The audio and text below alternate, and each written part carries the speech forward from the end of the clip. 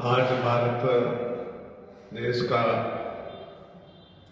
72वां 72 गणतंत्र दिवस का पर्व है। हमारे भारत देश के संविधान को बने हुए पूर्ण रूप से 72 ईयर्स संपन्न हुए हैं और हमें गर्व है कि हमारे संविधान में सभी नागरिकों के लिए लिखित में नियम है और यह विश्व का सबसे बड़ा संविधान है और विशेष रूप से इसमें नीति निर्देशक तत्व और मौलिक अधिकार भी है। उन नीति निर्देशक तत्वों में विशेष रूप से यही है कि किसी भी तरह से हम जाति प्रथा के बंधन में हमें नहीं रहना है, न ही हमें छुआछूत के रूप में किसी के साथ भेदभाव की क्रिया करनी है। सभी भारत में रहने वाले समान रूप से भारतीय नागरिक हैं और हमें प्रत्येक नागरिक का आदर व सम्मान अवश्य करना है और साथ ही साथ समाज के हित के लिए अपने क्षेत्र के उन्नति विकास के लिए और अपने देश के प्रगति के लिए निरंतर हमें कर्मशील बनना है। इसी तरह से विशेष रूप से नीति निर्देशक तत्व लिखित में हमें प्रदान किए गए हैं और हमारा कर्तव्य है कि हम सब उनका अनुपालन करें और साथ ही साथ हम सभी नागरिकों के मौलिक अधिकार भी हैं। उन अधिकारों में सर्वप्रथम सभी को शिक्षा का अधिकार है और शिक्षा के द्वारा हम ज्ञान अर्जन करके अपने आप को सर्वश्रेष्ठ में बना सकें और शिक्षा के साथ साथ सभी को रोजगार, कार्य, व्यापार करने का भी अधिकार प्रदान है। किसी भी क्षेत्र में किसी भी तरह का जो समाज के हित में हो, देश के हित में हो, वह हम कार्य और व्यापार कर सकते हैं और साथ ही साथ पूरे भारतवर्ष में कहीं भी हम आवागमन कर सकते हैं, अर्थात किसी भी स्थान से दूसरे स्थान पर हम जा सकते हैं, निवास कर सकते हैं और साथ ही साथ इन शिक्षा के अधिकार के साथ रोजगार, कार्य, व्यापार के साथ साथ हमें यह भी अधिकार प्राप्त है कि हम सभी के साथ समानता का व्यवहार रखें और किसी भी तरह से स्त्री पुरुष में भेद नहीं रखें और महिलाओं का, बहन बेटियों का पूर्णता से सम्मान करें। इसी तरह के और साथ ही सभी को उचित रूप से न्याय की प्राप्ति हो, इस तरह के विशेष मौलिक अधिकारों का हमारे संविधान में उल्लेख है।